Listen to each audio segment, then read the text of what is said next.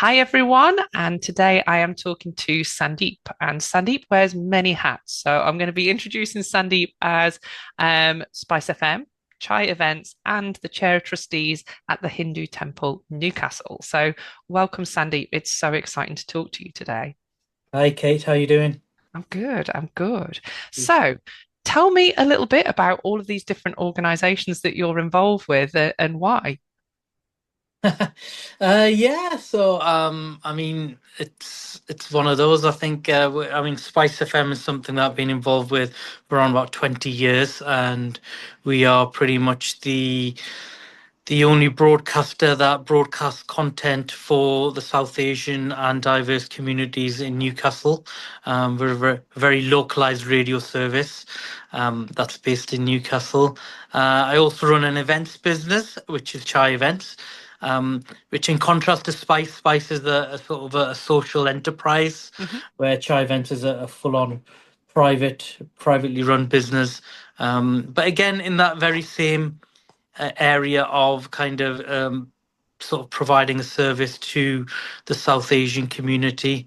And then I think for many years, myself and my family and friends have always been involved with the Hindu temple. So I've been on the committee for the temple. Oh my God. Probably about 20 years now. So I've just recently been elected as chair for the current period. So yeah. Very exciting. So Mhm. what draws you to all of this stuff, Sandeep? Because I can imagine it's all quite time-consuming activities that you're involved in. Yeah, I think, well, it is. It is. I mean, it takes up a lot of time. And a lot of the time that I do devote to these organizations is sometimes it's not paid time, it's all volunteer time. And what drives me, I think, is just a sense of achievement and to be able to put something back to the community.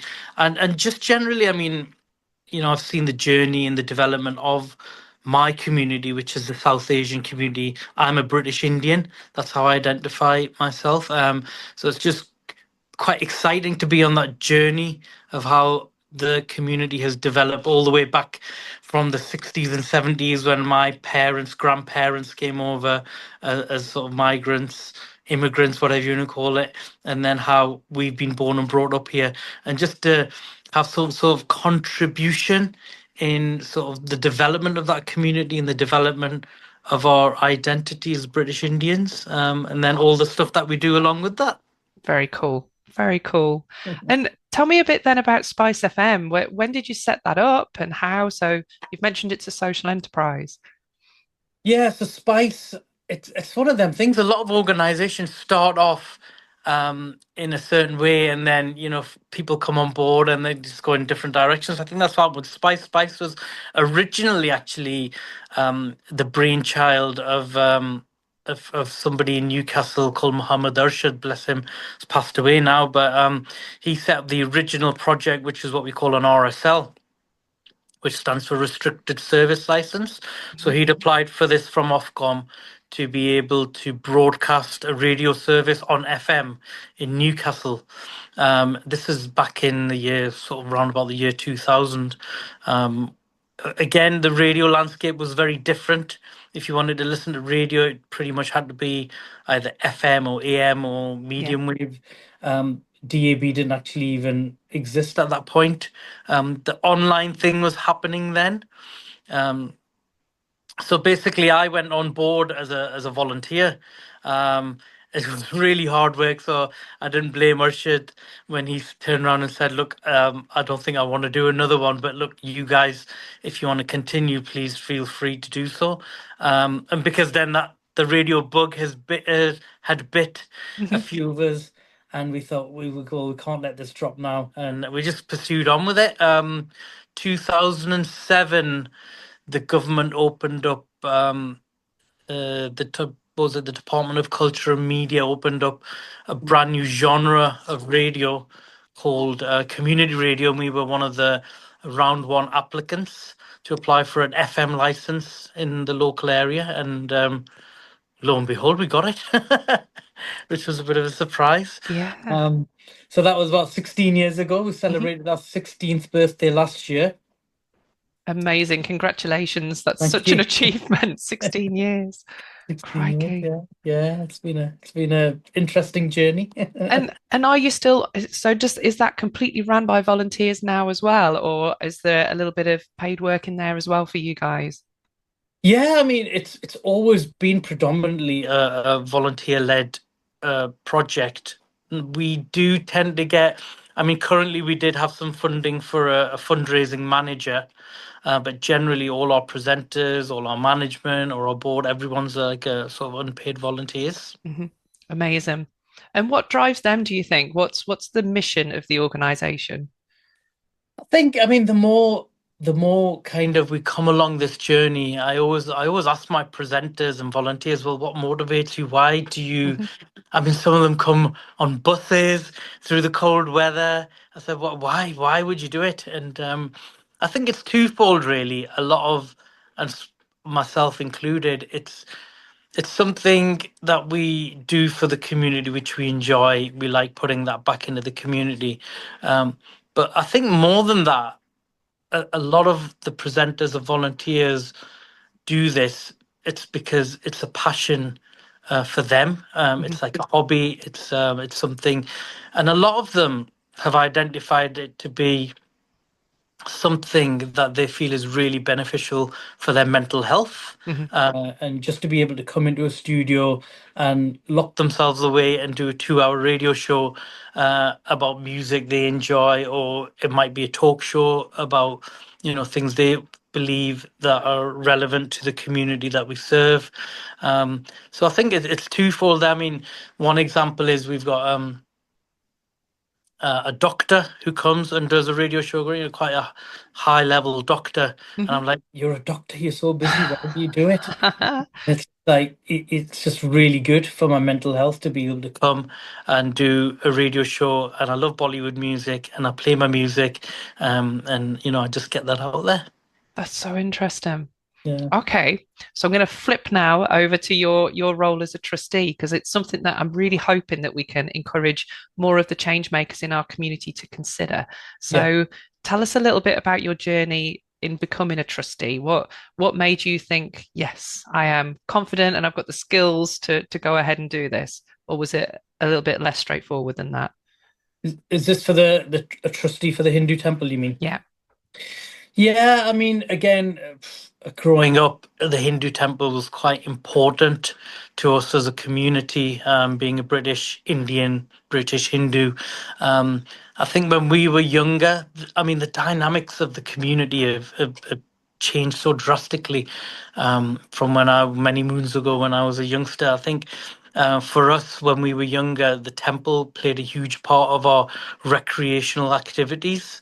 Hmm. On a Sunday, we know, our grandparents or parents would take us to the temple and we'd meet other people and people our age and a lot of those bonds have still, I mean, they've lasted. A lot of my friends are people that I've met at the temple when I was a kid, and a lot of other people in the community could probably tell you something similar. Um, I think it was just I got so much from the temple. So when the opportunity came along to be able to put something back, I was quite keen.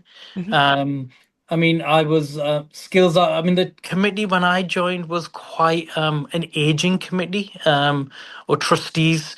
The trustees, it's the same thing, really. The trustees were, so it was good to, I think, for the temple to have someone.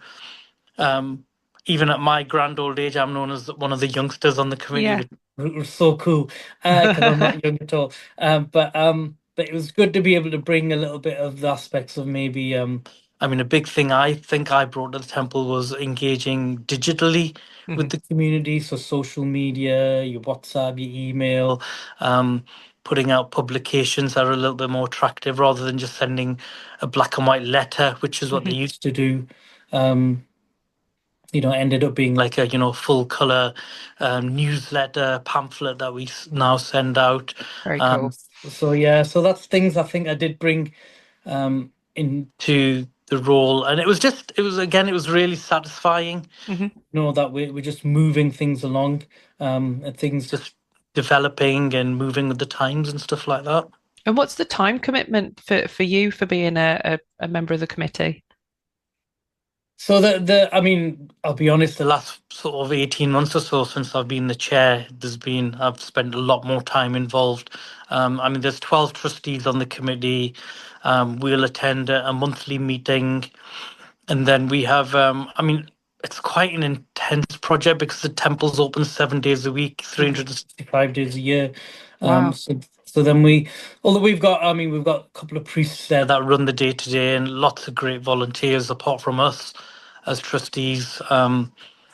Apart from the meetings, we tend to do like a rota system where we go and be at the temple. And then there's a lot of stuff to do kind of behind the scenes. I think if you're a trustee or you're on a committee, just general day-to-day running, paying the bills, Mhm.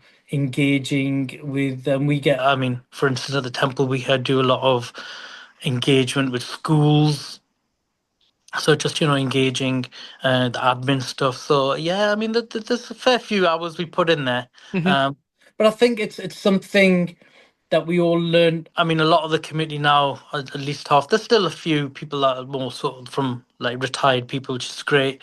But there's a good mix of people who are like young professionals with families and work, and we all seem to be able to fit it in and just put a commitment in there that we want to sort of have there every week for the temple. Yeah, definitely. And it's such an essential role, as charitable organizations, they Yeah. cannot function without trustees and they really can't function without good trustees. So the time commitment that you're making there, I'm sure is absolutely having a huge impact for the organization and its wider community. Mm. So I guess my last question then to you, Sandeep, is if you've got any advice for anyone else that's wanting to follow in your footsteps to do a bunch of stuff that makes a difference rather than maybe just one thing.